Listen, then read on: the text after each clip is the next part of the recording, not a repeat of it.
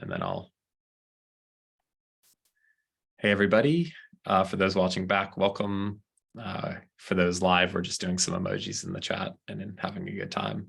But yeah, we're going to go ahead and get started. It's exciting. We're in week 7. We're in the middle of the revision and feedback stage of zkIgnite Cohort 2, which means we have 93 proposals that have been submitted in draft form. And over the next 3 weeks, everybody is reviewing them, commenting, giving real, constructive, critical, positive, if need be, whatever the feedback is, but in a constructive and safe way, which has been exciting to see as well. And yeah, just today we're going to focus on the voting mechanisms, as well as kind of just getting a temperature check on how people are feeling, making sure there's times to answer questions, and also kind of revisiting, like, I think the importance of the feedback phase. So I'm going to share my screen to where I have it, which is where I have my presentation, which is here, although it's the wrong tab. Bear with me for just a second. Let me get the Zoom stuff out of the way. Okay, can everybody see that? Okay, cool.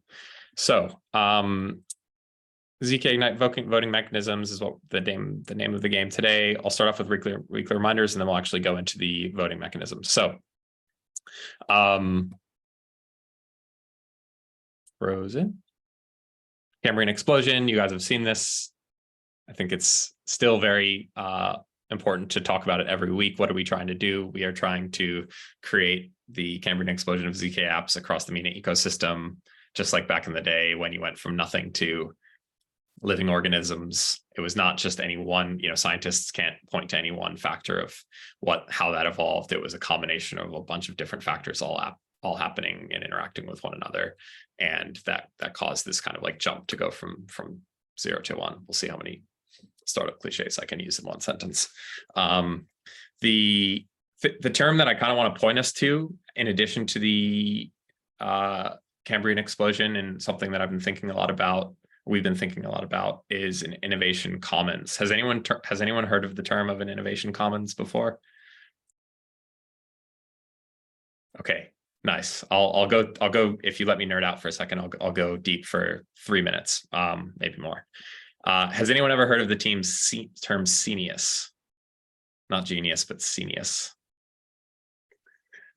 Okay, so I think I came across this recently after we had actually started zkIgnite, and I think it's the perfect example of what exactly we're trying to do. Innovation Commons is also a similar definition of this, but the core, I think, principle is to create, an innovation commons is an institution that creates shared knowledge as a resource that's available to all.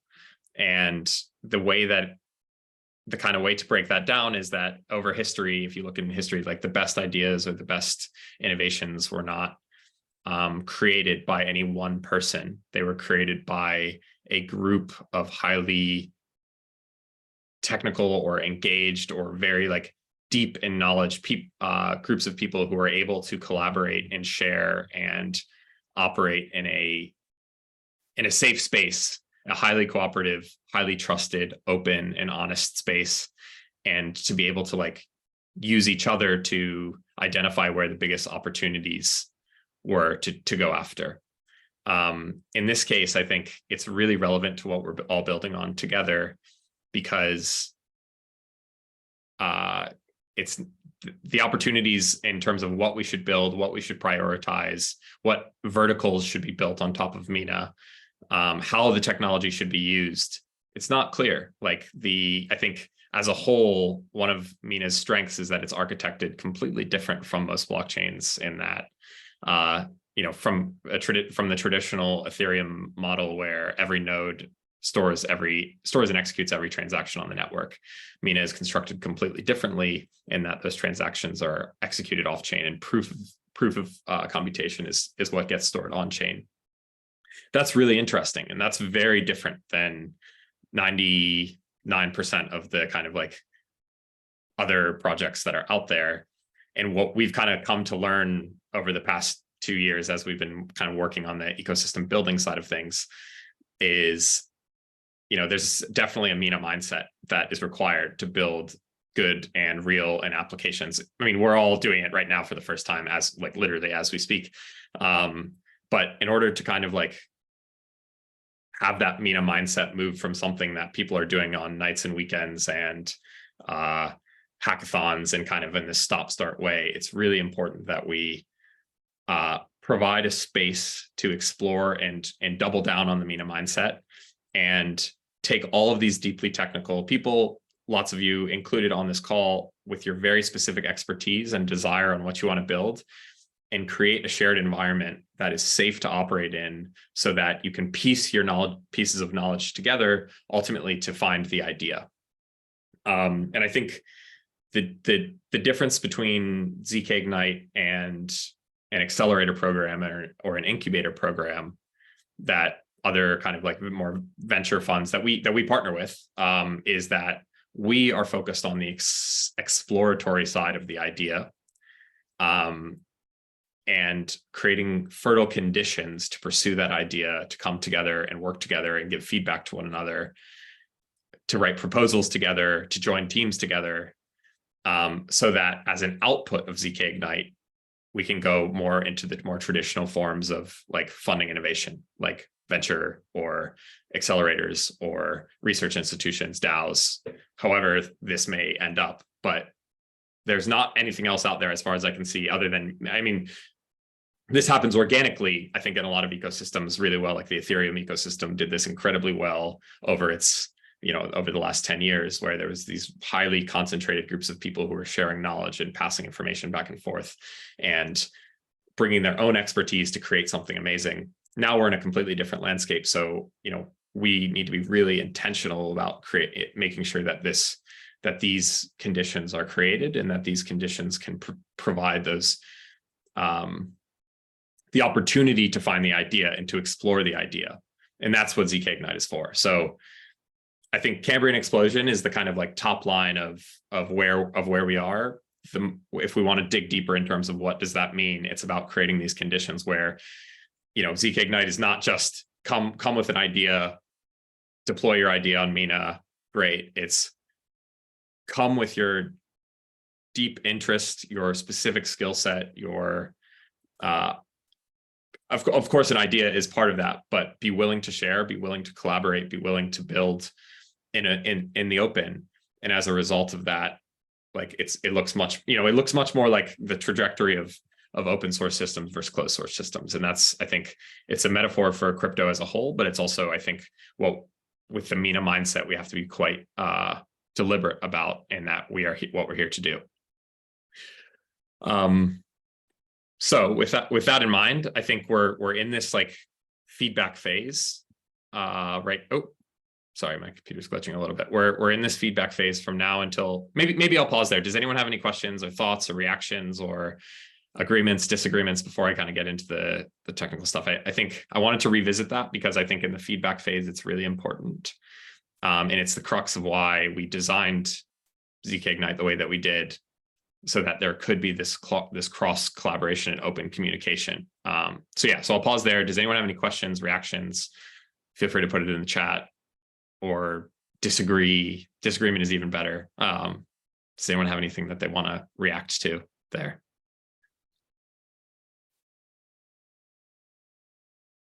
Okay, I'll keep going.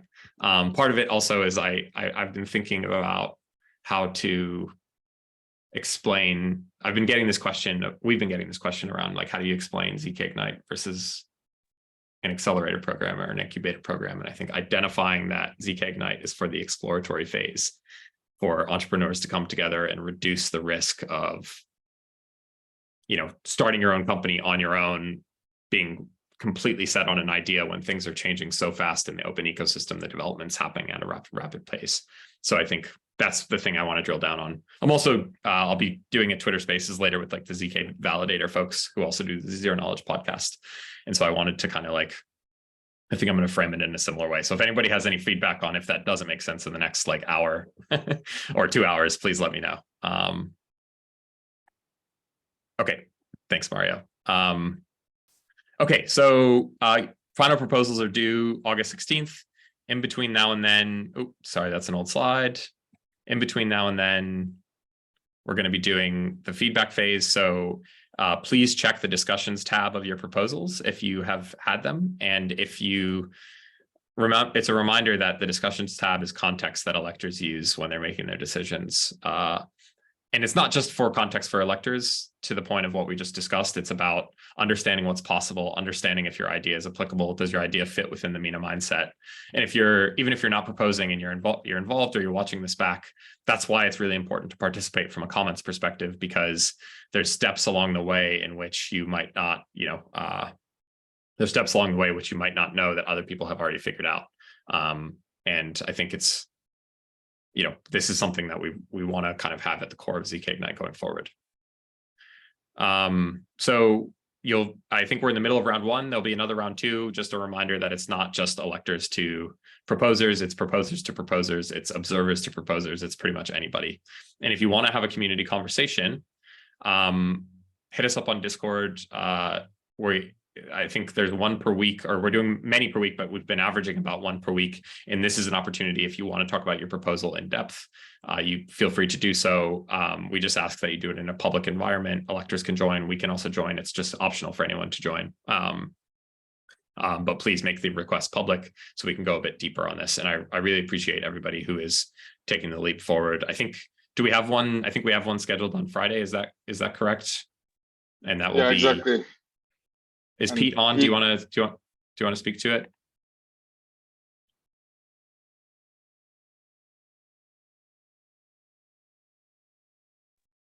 I don't know if Pete is on. Oh, hey, yes. Sorry to put you on the spot here. Yeah, I was just going to put a link into the chat actually about it. It's just kind of sort of two things really, just to go over my proposal and just kind of like talk about kind of community things that we can do to support the ecosystem. So yeah, I'll pop a link in the chat anyway. So it's on Friday. I think it's 6 p.m. I'll double check though. Okay, cool. Thanks. And yeah, right, for others who, thanks, Pete. For others who are interested, we really want to kind of like test this model out as like a deeper kind of like community owned programming rather than just having kind of the weekly Wednesday things. So keep us posted, give us feedback on how it's going, how you think, if there's other ways that we can improve it, and we'll be in touch. Okay, so zkIgnite voting mechanisms. Most of this information is going to be repeat based off of what you've already heard in previous weeks. And I'll also say, when in doubt, go to the useful resources section of the zkIgnite. It's like the zkIgnite platform. There are FAQs for builders, FAQs for electors, FAQs for mentors. And we've put some effort into just making sure things are clear there. So if you have questions, that's the first place to go. But we also just want to revisit here and make sure that there's time for any questions. Okay, so timeline, nothing new here. I think the important thing to call out is after the feedback phase ends and there's the final proposal deadline on August 16th, there will be a short scoring period. The scoring period is different than than the voting period, which I'll talk about on the next slide. But there's a period in which electors have, basically reviewing each proposal to give a score. And then that score will be used as the context for how the votes are made, but voting is kind of independent of scoring. And then as discussed, we'll announce the winners for cohort 2 on September 6th. So because this is quite rules focused, there's a lot of words on the slide, so I'm probably just going to go with them. And just stop me at any time if you have questions and we can kind of talk about it, although there may be a few following slides. So scoring system is an attempt at sharing knowledge across electors from cohort 1 to cohort 2. One of the things that we learned was electors were assigned to give feedback to a small number of proposals, like in depth. But then when it came to the voting, every elector was responsible for reviewing every proposal. And the process from feedback to voting, there was kind of some knowledge lost in the way, because we'd kind of designed it so that, in the final voting phase, every elector could look at the comments phase, and that's how they could kind of like get that learnings from having other electors going deep on specific proposals. This time, what we want to do is we want to have the electors who leave a score, who are assigned to specific proposals at the end of that phase, they leave a score. The scores themselves will be delivered to, I'll talk about this on the next slide, but the scores are reference points. The votes are final. So the voting actually happens on the zkIgnite platform. The scoring is just going to be a system in which we do it off platform. There's a spreadsheet. We have assignments based off of who gave the feedback. And then we'll have it so that there's like an aggregate score for each proposal. When the electors are voting, and when I say voting, I mean literally allocating dollars or USDC on the zkIgnite platform. They can just reference the scores if they want to go deeper on how other electors reviewed specific proposals, and they can filter the scoring system as they want it, as they choose. The elector will, for each proposal, elector will leave a score for each category, which will be equally weighted at 25%. And the scores are 1 through 5, 5 being the highest, low being fulfilling that, fulfilling that criteria, 1 being not fulfilling that criteria, with 0.5 intervals in between. So you can leave a 1, 1.5, 2, 2.5, 3, 3.5, 4, 4.5, and 5.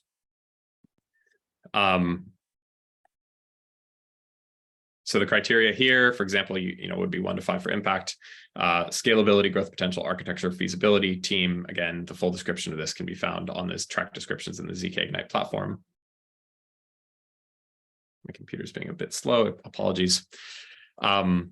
Each proposer will receive a score document via the zkIgnite platform. We'll email it to you via the platform that will have the aggregate scores across the 3 electors. And we'll also ask the electors to provide additional feedback in terms of the rationale for each scoring point.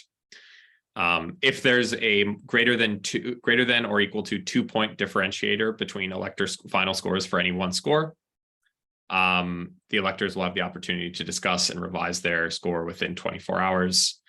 This is kind of modeled off of how the European Commission operates in Brussels. And I have to give credit to a guy named Salim, who's part of the kernel community, which is another kind of like very distributed, well, it's a cohort-based learning community in Ethereum who kind of recommended this for us. Scores will be private to proposers, but accessible by all electors. And again, the aggregate score is done by 3. So right now, electors have been anonymously assigned and randomly assigned to give feedback. They will be greater than, you'll receive greater than 3 elector feedbacks per proposal, but for the purposes of scoring, it will be 3 electors per score and an aggregate, and we'll make sure that the allocation of that, or the assignments are all randomized, and you'll essentially receive a packet. Electors will then have access to all of the scores in a spreadsheet format, but that will be private to the elector group. And they will then, that's what they will use when they're kind of as an additional resource for reviewing proposals during the voting stage.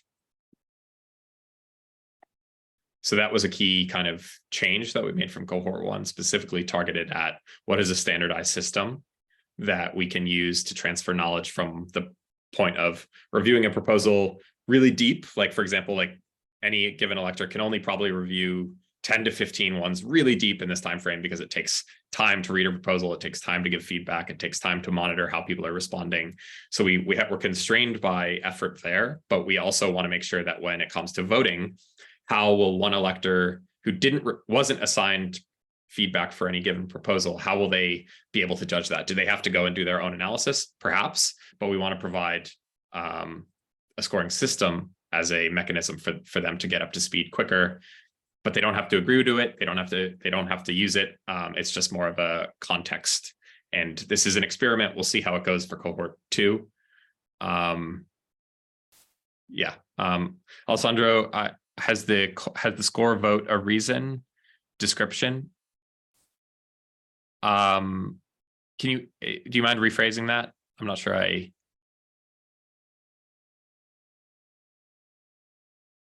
maybe I can try, like, when the electors are, so for scoring, they have to provide rationale as an overall score, but in theory, they would have already provided this feedback publicly via the discussions tab. because keep in mind, the people who are voting will have already left feedback in some way, in a public way. But for the voting itself, actually, in terms of allocating USDC, there doesn't have to be a description provided. And from a facilitator standpoint, we're going to anonymize it, so you won't know exactly who it will be. But I think it's kind of like a hybrid of like public-private, because the feedback phase is the starting point. That's where we really want all of the critique and positive, constructive, and just all of the feedback to go. So it's not a surprise when it comes to the scoring. But again, this is the first time that we're doing it, and it's an evolution from cohort 2. Other ideas that we considered but ended up throwing away was like a scoring for a short list, and then the final voting would only be like people who received above a certain score. We decided to throw that away because we don't have like a ton of confidence that everything's going to happen the way that we planned it out. For example, with the scoring, there's things that we're probably not thinking of, and so we're trying to take these small steps, and we'll see how it goes. So in advance, I think 1, feedback really important, but then 2, I think also as we're going through this in experimental mindset, making sure that like everyone's flexible with that too is much appreciated. Okay, so crowd voting. This is a slide that we showed earlier in the cohort as well. Each elector has 16.6K to allocate. That's 250K per track across 15 electors. Voting happens directly on the platform, and there's 2 rounds of voting with private elective meetings throughout. So the key thing to think about is that when we get to the stage, you might see your funding allocation go up. You might see it go down. The rounds of voting is just another one of these like little mechanisms that we're introducing, or that we also did it the first time, so that it's kind of like a forced deadline halfway through so people can take a snapshot of this is what the results would actually look like. For those of you who participated in cohort 1, you'll remember that like there's no perfect coordination mechanism amongst 15 electors in terms of how to vote, or at least we didn't figure it out the first time. Our approach in facilitating this is to have as little constraints as possible, because it's still in such an experimental phase that constraints are risks. And so if we introduce a bunch of rules around voting and this and that, I think at least it makes me nervous. So that's why we have 2 rounds. But other than that, it's fairly unstructured. Electors are talking on Discord. They're also talking in live meetings. And then the deadline is the deadline for when the votes are final. So as you might have remembered from cohort 1, the way to get funded outright is that to get 100% of, actually, sorry, I'm going to come back to this. I'll come back to that last phase. These are a little bit out of order. I apologize. So how the Mina grant is calculated. So this is also in the FAQ. Project A submits a proposal for 25,000 USDC for the ZK app track. This is, let's call it the standard budget. They would get the 25,000 outright in USDC up if they were successfully funded, meaning that the amount that was allocated to them on the platform exceeded 25,000. So after passing KYC, they would receive the 25,000. I think this happened in about 3 to 4 weeks from the time of the announcement for cohort 1, just as a timing aside. 25,000 is 10% of the total USDC pool for that track. And then the Mina token bonus is proportional to that overall amount. So for the Mina token bonus, you'd have 10% of 150,000, which is the amount per track, same budget per track. And the Mina total pool would be 15,000 Mina. No project will be funded greater than their requested budget. So in that case, in the previous example, if you got on the platform, electors loved your idea and they said, okay, and again, there was some kind of imperfect timing that people voted at the same time and the budget went up more than 25,000 and there wasn't enough time for that elector to maybe say, oh, it's already 25,000, I'll reallocate it somewhere else. Which we saw happen in real time and we expect to happen again, because it's just, again, 15 people is a lot. And rather than reduce the amount of electors so that there's more coordination, we still think it's a good place to be. So you would get funded the 25,000 in that case. No project will get partial funding. So like if you got 12,000 in funding, you would be eligible for a surplus mechanism, but you wouldn't just get the 12 out of 25, because we don't want people to then, it gets very confusing, like which milestones would you deliver if you only got half the funding? And from a mechanism design perspective, that could, I don't see a way how we could do that, at least for where we are right now. Right now, we're still making some slight tweaks to how the surplus funding mechanism works, but in general, it's going to look pretty similar to what we did in cohort 1. And what do I mean by this? To account for those imperfect surpluses or deficits, for example, if that project got funded 27, but their budget was 25, that 2,000, we need to figure out what to do with that extra 2,000 that was allocated by the electors, but now is not allocated anywhere because the project had requested 25,000. Similarly, if a project had requested 25,000 and they received 12, because no project is getting partial funding, how does this work?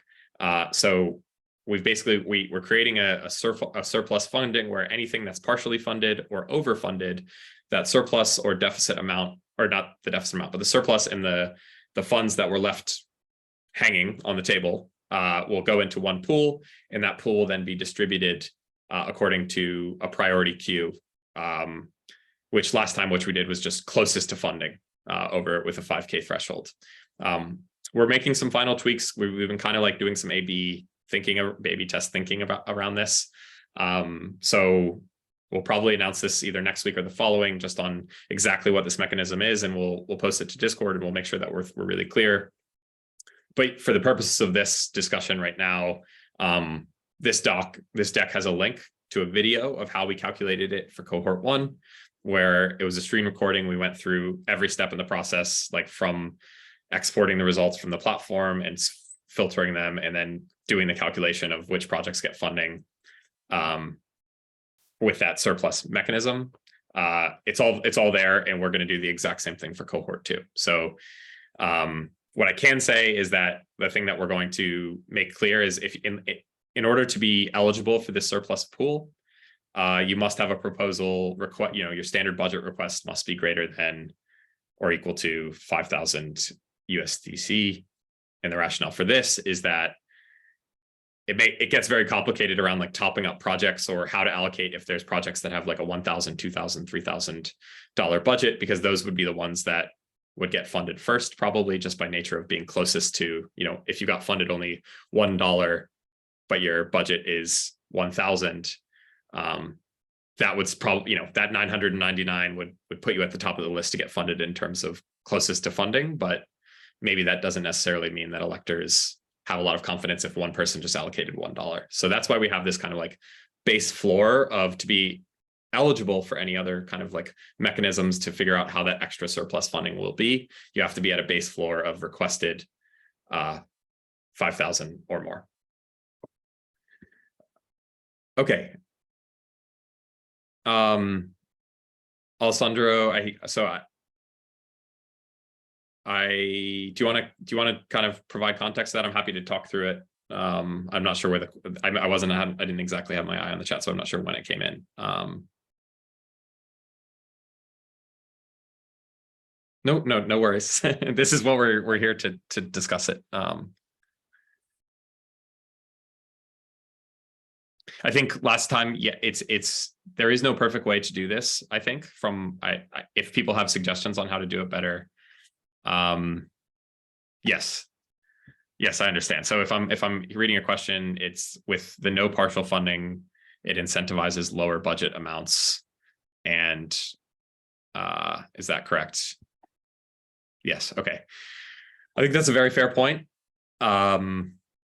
If other people have suggestions, not for cohort 2 because we're happening it right now, but for cohort 3, we'd love to discuss other ways. We spent some time in between the two cohorts, like thinking about this hard.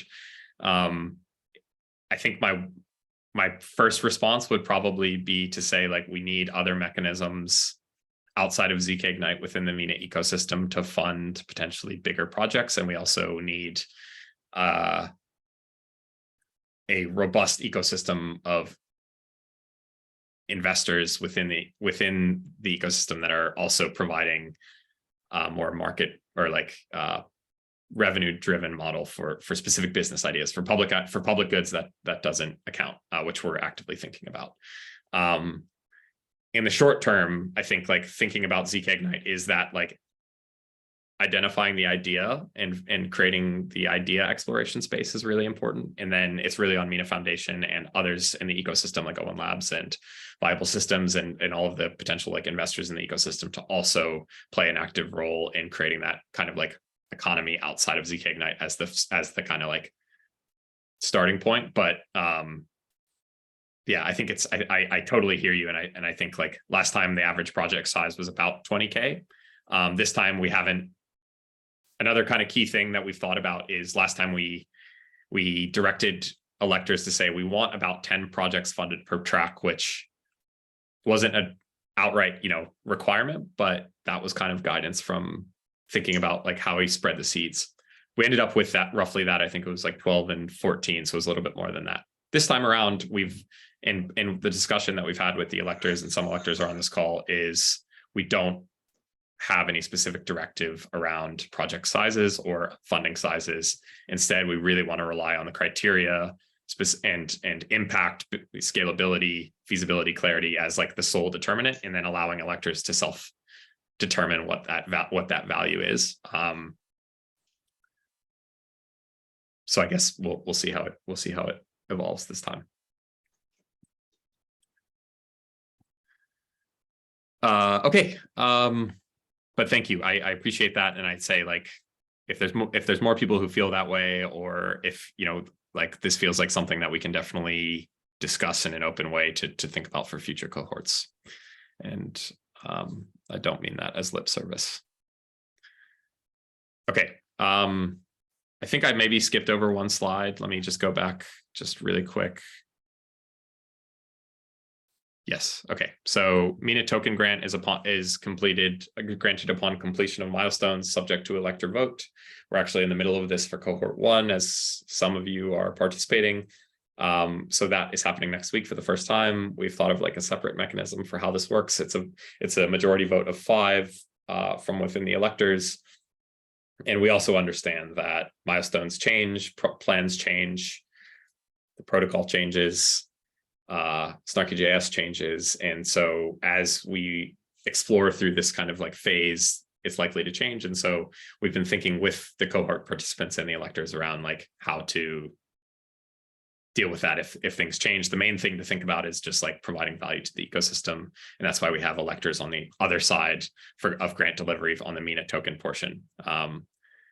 Most projects, I don't think, pay out USDC upfront. So it's a risk that we acknowledge. And I think but it's also a risk that's essential to take to create this kind of like fertile ground for exploration, given that we need to go from the kind of like nights, weekends, deep enthusiastic hobbyists to real, more tangible things. And Alessandro, to your point around project size, it's quite hard to do that with standard versus advanced budget and the mechanisms. But I think we're seeing it happen in bits and pieces as a result of cohort 1. So hopefully we can kind of like keep it going for cohort 2.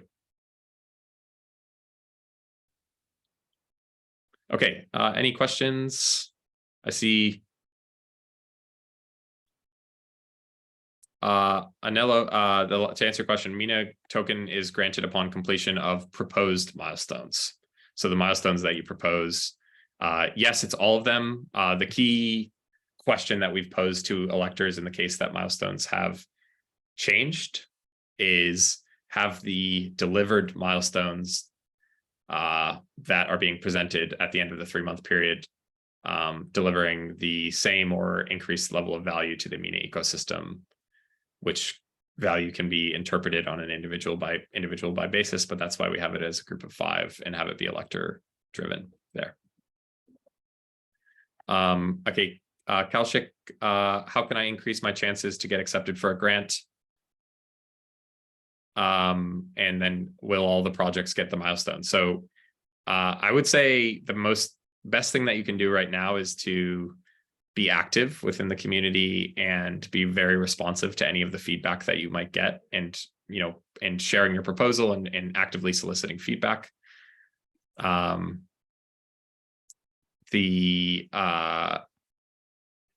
terms of increasing your chances to get accepted for the grant, or sorry, in terms of the milestones, you would set your own milestones. So the milestones aren't something that anyone else sets besides you. So you would determine what those are, and then you would go build on them.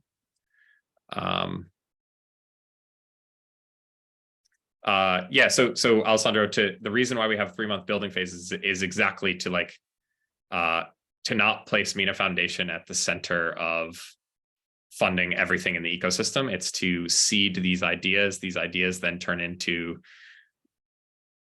more certainty around potential businesses.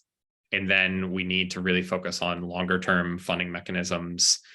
On the revenue generating side, I think like market mechanisms like venture capital and accelerators, which we're actively working on for Cohort 1. There's going to be a demo day, and then we're also doing partnerships with various accelerators. There's a few Cohort 1 projects that are in talks, and we're going to try to double down on that. That's what Dylan is working on. On the public good side, we need to figure that out. And then beyond that, I think it's just because when we were thinking about the 3-month time period, it's really about how many different ideas can we get and how can we demonstrate momentum within the ecosystem that's consistently bringing in new people, helping them connect and build a team, or integrate into other services, not necessarily always building teams. Like in some cases, companies come in and integrate with other products within the Mina ecosystem. But because we're just starting, like Cohort 1 just started, it's like a little bit flat-footed. So we need to accelerate that as much as possible. And I understand it's not like perfect for especially businesses coming in with higher costs. But at the same time, like that's where I think it's still early, and we need to be very flexible outside of zkIgnite in terms of what funding mechanisms there are. Kalshik, so if I'm saying that name correctly, please correct me if not. So if we deliver the milestones, do we get the grants in phases based off of the milestones set by us? So if you are allocated funding I'm just going to stop sharing my screen. If you're allocated funding, you get that USDC amount upfront.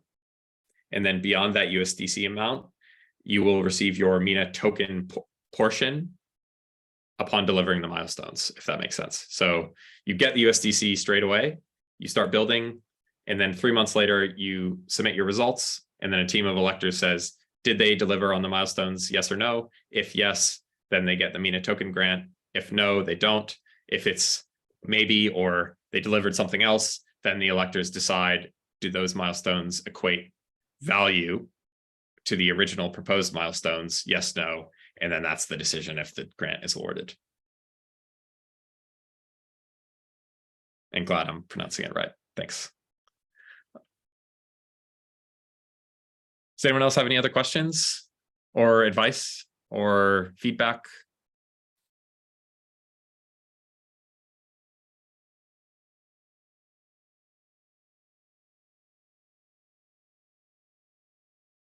Okay. Well, we'll share this afterwards. We'll share the slides, and specifically for the surplus, we'll keep an eye out. It's going to look similar. I'd say it's likely that it'll look the same as it did last time. Oh yes, Vadim, 15 electors per track. Feel free to get as much feedback from anywhere as you'd like. If you'd like to post it on Discord, if you'd like to post it on social media, if you'd like to, I'm trying to think yeah, any way that you'd like. It's meant to be open. And any questions, instead of DMs, we prefer just to happen in the Cohort 2 zkIgnite channel, just because if you have the question, probably other people do as well. And T4 asks if we can all agree that he gets the grant, or they get the grant, and he buys everyone on the call pizza and 2 tickets to see Oppenheimer. I haven't seen it, but I'm excited, and I'd like some pizza right now. So give me another 30 minutes and might be tempted. Okay, well, thank you, everybody. Let's, Vadim, can we do more sessions to introduce team members and projects? Yes, that's what community that's what community conversations are for. So we really want people to start self-hosting these. My advice would be like get together with another person in the ecosystem who has a different project and self-organize. And I think that it could be really powerful if we set the cadence of people doing this on their own, because then it doesn't place the reliance on kind of like facilitators. I think it just can be much more organic. And then people who might also be really interested in learning about your proposal specifically might join. So it adds a little bit more, I think, freedom to that. Cool. Okay. Thank you all very, very much. And if anyone's going to be alive for the Twitter Spaces, I'm going to try that analogy of the Innovation Commons, because I think it's really interesting. That's exactly what you all are doing. So thanks again, and we will see you very soon. Okay, bye.